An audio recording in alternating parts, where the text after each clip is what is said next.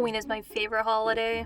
Its association to all things spooky is always a favorite, especially during the summer and autumn season.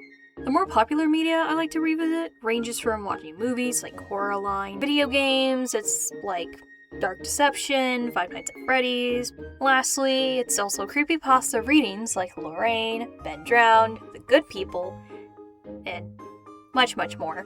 Of course, other holidays have their spooky retellings, but none have a stronger factor to Halloween's association with as a holiday, despite Halloween being a one-day event. I wish it was a week-long holiday at least.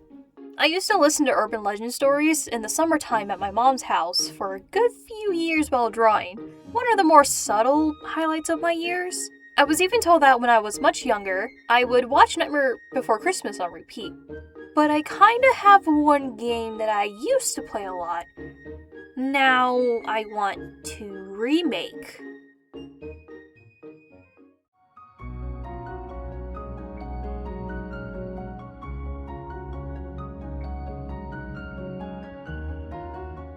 Welcome back, I'm Mac.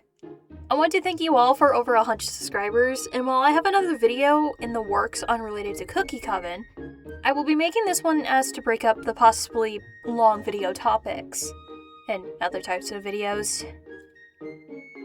Yeah, I used to do that. I'll be talking about the one specific game that has unfortunately faded out of popularity, but still holds up as one of my favorite games for its simple times, and then basically retracing that concept into a more solid idea that could grow over time, creating a fun experience for all. On Halloween, there was a game called Trick or Treat in Hallowsville. It's basically what it is, but it also adds in quests to earn more candy. You also have the chance of monsters arriving at the door to steal your candy or reset your character. There were also other features as costumes that give you bonus candy, pets that I don't really know what they do, because I never really bothered grinding, and also vehicles you could buy and ride around and get around faster. These features were locked behind money currency that you can get by trading candy with trick-or-treater NPCs. So what's interesting about this concept to turn it into something more, and where would I make it?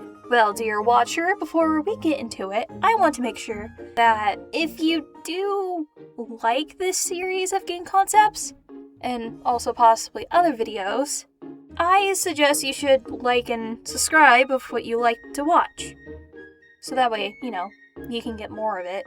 But I also highly suggest commenting your critique on the idea, or suggest more ideas to the concept itself that I talk about. I'm always looking out for these types of comments underneath this type of series of videos. I'm very much looking for a lot of criticism on the game, and games in general, to make sure that I don't fall into the rabbit hole of bad game design. And now, let's get straight into the history of Hallowsville, just to understand what it has inside of its game.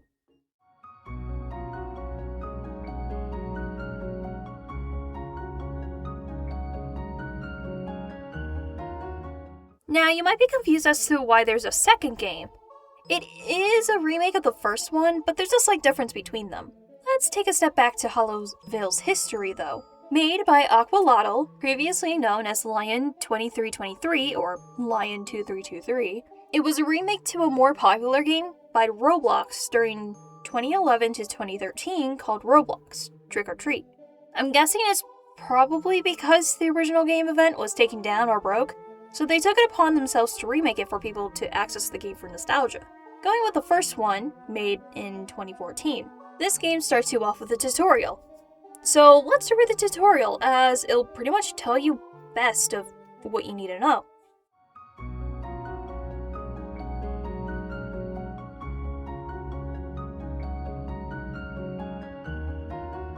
Welcome to Trick or Treat in Hallowsville. This is a remake of a popular 2011 to 2013 Halloween game, Roblox Halloween Trick or Treat. It is an unofficial event, meaning you will not receive any limited items. To begin, I know how desperate you are to go trick-or-treating, but first, we need to show you how it's done in this game. The first houses are located on the raised portion of the town. Simply walk up and ring the doorbell. The owner of the house will open the door and toss out up to 5 pieces of candy. However, be careful. It is possible for a monster to pop out and scare you. Once the candy is tossed out, click on it to pick it up. It will then be stored in your inventory, as pointed out. When walking, your energy bar is slowly decreasing. Naturally, you are sprinting. However, if your energy goes below 50%, you can eat some candy to raise it. You can do so by clicking the candy button. Energy can be gained by standing still. If you are really desperate, you can purchase a soda from a vending machine located downtown. It will give you an extra 5-minute speed boost. Now, besides candy, you are probably wondering what the money frame is for. This is how you can purchase items from the shops located downtown. There are 3 shops where you can purchase items: the pet store, the costume store, and the candy bag store. Located around the map are kids with bags full of candy. They love candy so much that they are willing to buy it from you, no matter the cost. Speak to them to sell your candy so you can purchase other items. You can also purchase in-game currency for Robux at the bank.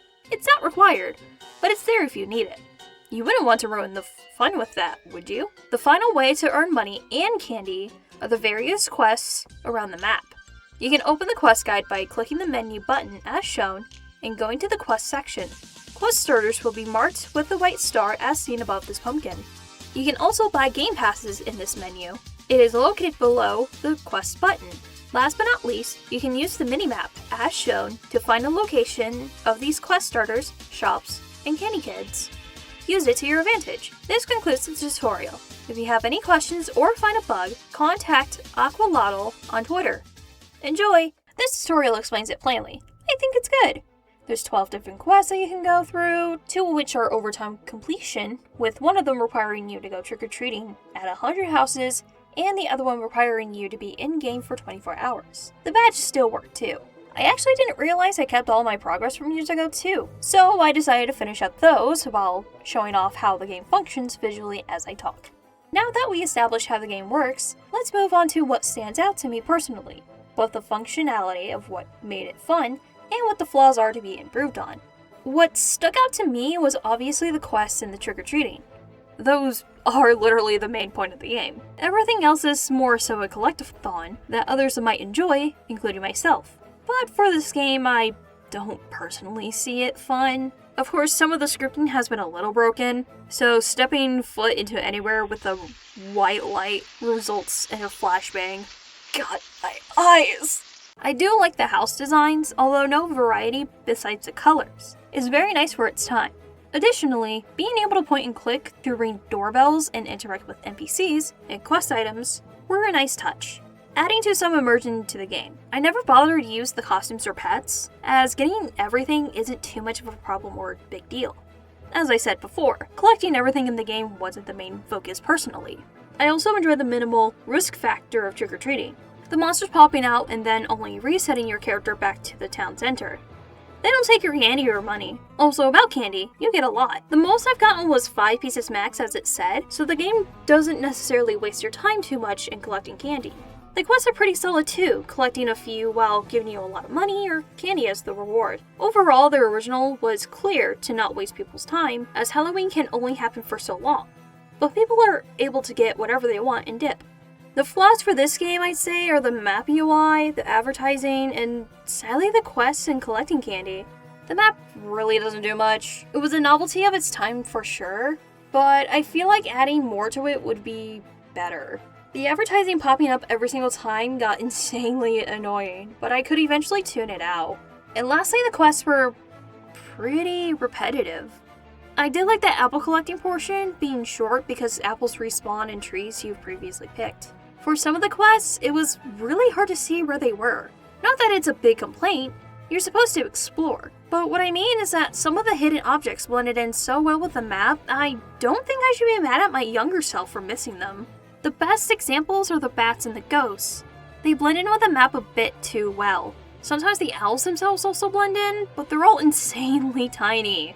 You're looking for stuff that sticks out from the surrounding area. So if something is similar in color to the background, your eyes blends that item in with the background and you completely miss it. It took me ages to try to find the last ghost until I gave up and looked up a tutorial for where it would be, only to find out it was behind the costume shopkeeper's desk and hidden in the bright, shining, bright light. Though it's not the fault of the game, it's more just the scripting aging. But it was insane that I entered the shop and with how bright it was, I just could not see. Candy collecting is so slow. You're having to painstakingly pick up the candy piece by piece off the ground that the house owners throw at you. Some of the candy clips through their feet, and you have to stand there waiting for them to go back inside to properly pick it up. Overall, it's still solid for its time. Now, let's look at Trick or Treat in Hallowsville 2 and see what they changed.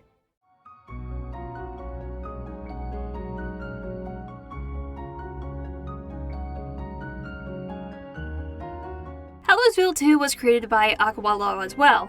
First created September 13th, 2018, and last updated October 3rd, 2023. Hallowsville 2 opens with no tutorial and a rather more autumn feeling. It's a vastly different change to the scenery, but it overall keeps the same routine. It pretty much just updated the visuals, but tweaked how the mechanics were just a smidge, mostly to accommodate the new quests. There's no map this time, the town has terrain instead of a flat land, and updated house variety, although missing the visual charm the first game had. Instead of picking up candy one by one, it's automatically collected. However, this time around when encountering monsters, you do lose candy you've earned. The chances of getting scared by a monster between the first and the second game are vastly different. For the first game, it took me almost 3 rounds of going to every house before I got a single monster trick. For the second one, it happens to be at every other house you visit. Sometimes I can't keep a single candy in my inventory because I'll be immediately greeted by a monster trick and stealing the measly 3 pieces of candy I've earned from the house previously. Also, collecting candy this time around is not generous. I've been at most getting 2 to 3 pieces of candy from each house and not 5 pieces.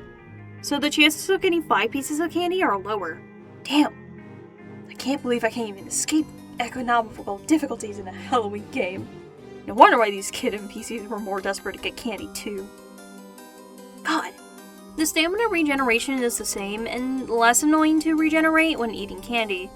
The only issue being the candy rates you get, as mentioned previously, would also change for costumes and the candy bags. Different candy bags now can carry more candy, and costumes can raise the chances of getting more candy.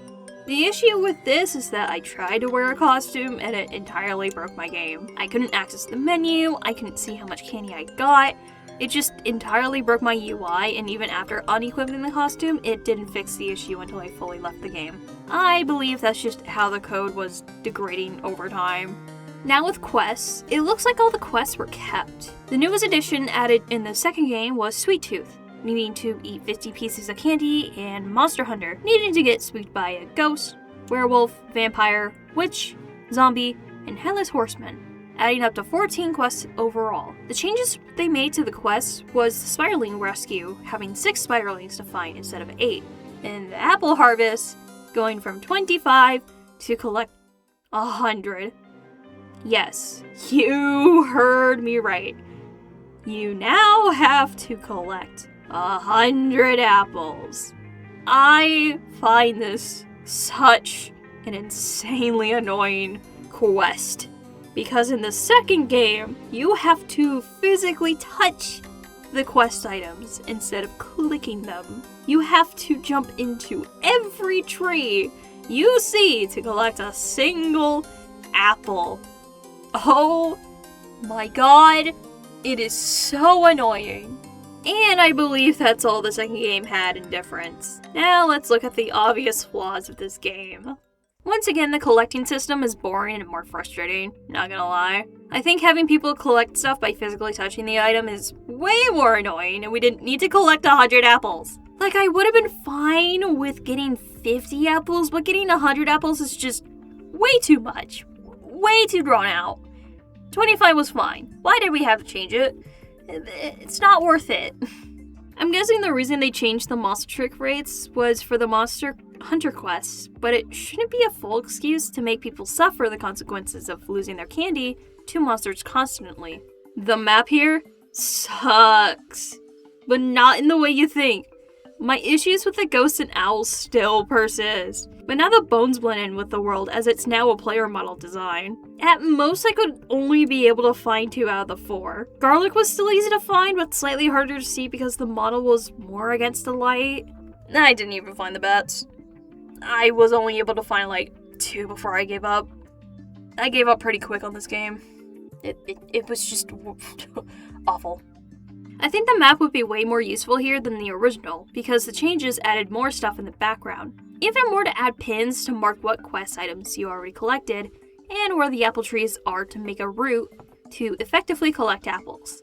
I don't like that the costumes and candy bags became upgradable items to be able to earn more candy. I kinda actually liked it the way it was in the original, so it was just purely cosmetic. The houses lost a lot of small details and charm the original had at the cost of variety, and allowing people to add their friends into the game as house owner NPCs too. Which, not a problem, I just think it just lost its charm that way.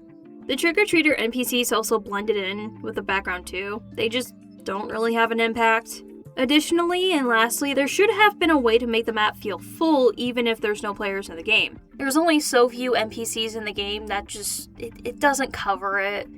It's such a large map, it's so empty. I think that covers both games, making sure to compare the differences between the two. Now let's go over to the whiteboard and see what we can do about it.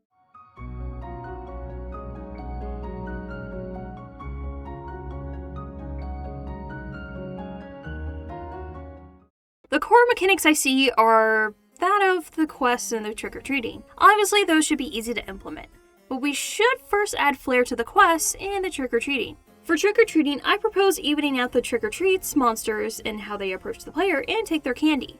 Now, let's take that RNG and crank it down a lot and change the amount of candy taken by what tier of monster shows up.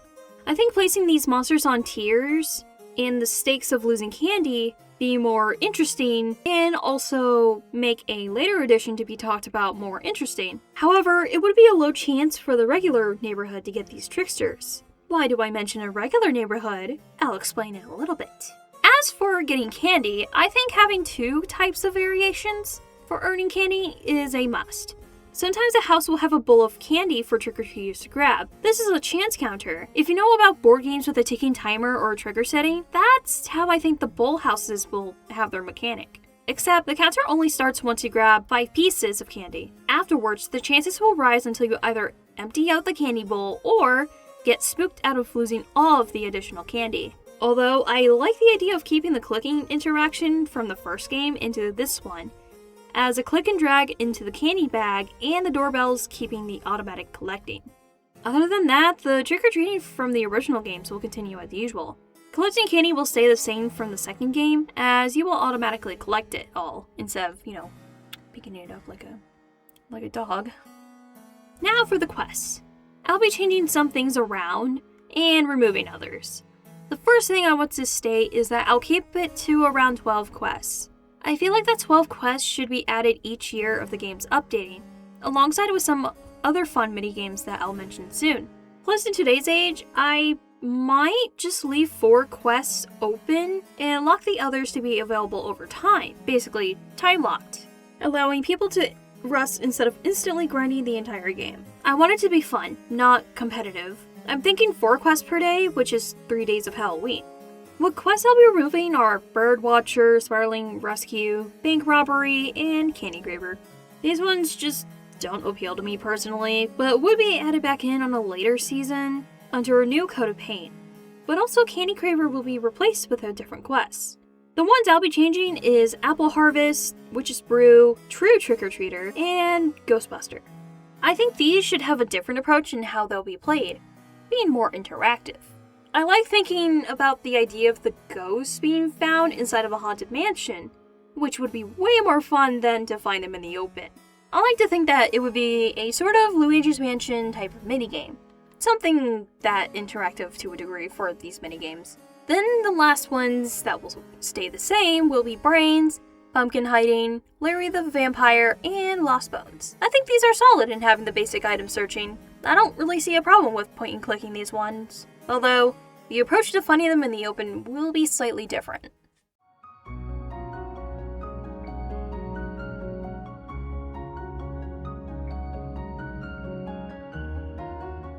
This portion is dedicated to how I'd lay the town out. This time I'll be adding in 2 neighborhoods. I will be adding in the smaller regular neighborhood where the rates of the monsters and cannibals are low risk, while the rich neighborhood will have high risk rewards.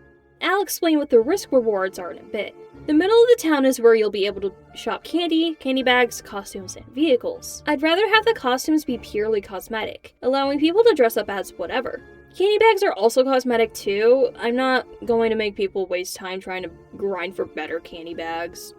I literally don't care for what kind of bag I'm getting. I'm used to plastic bags to hold candy. Vehicles would just be like kids' vehicles, like scooters, trikes, and such. I think these would be really funny, but also, like, some of these vehicles would allow you to carry more people with you. Imagine riding around in those, like, Jeep cars with the squad.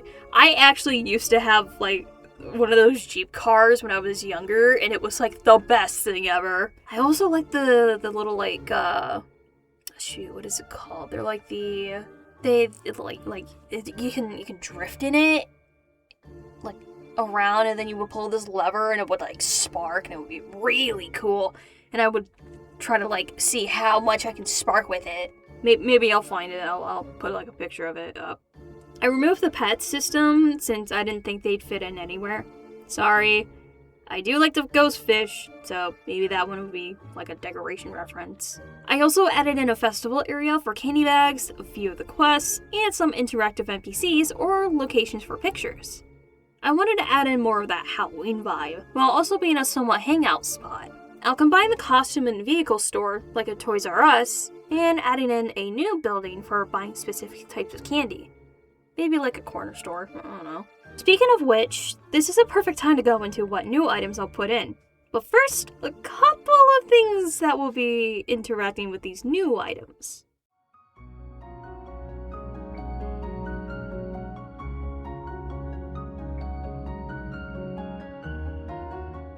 Here's the UI. I added the map function back in with new additions such as placing and removing pins, stamina bar that mixes the first game's stamina function and the second game's eating function, while also making the full stamina bar not stop speeding you up at halfway the bar. I'd rather make the full bar have that function where you'll stop being fast. Speaking of the stamina bar, I know that stopping from walking around will allow you to regain stamina, but it's just insanely slow. So, I'll be raising the regeneration and also adding stop points like benches or a playground so people can hang around and also use these spots as landmarks. Remember, this game is to allow people to experience Halloween. Even more when Halloween nowadays, at least for my case, have less people doing fun stuff for their houses because of the changes in the world. Seriously, living in the tropical zone during October is the worst. Now about the candy. There's two types of candy. One for selling and losing candy to tricksters, and one for stamina and trading. The second type is split up into three types of candy for regenerating stamina. The fun-sized candy, the regular-sized candy, and the full-size candy. Fun size can only give you a small amount of instant stamina. Regular size gives you half of your stamina back, and full size gives you all of your stamina back. You can trade the mini candies for regular size, and regular size for full size candy. I'm thinking maybe 5 minis will equal 1 regular bar, and 3 regular bars for 1 full size candy. You can get this type of candy from buying at the candy store, but remember, stamina related candy cannot be stolen by tricksters or sold. You can also access this candy through a backpack, and which would hold onto the quest log notepad and your map of the town. The notepad will show you what items you already have and what's left. Of course, it would have a more visible visual of how many are left. You can also look back at any of the quests to see what the NPC said and what the quest reward is. It's a bit annoying not being able to see what you're getting or what the NPC said in both games. So this is a nice change. But where am I going to put the costumes and candy bags at? How will I access my vehicle? Where's the tutorial? It's one more place to visit before we end off the video.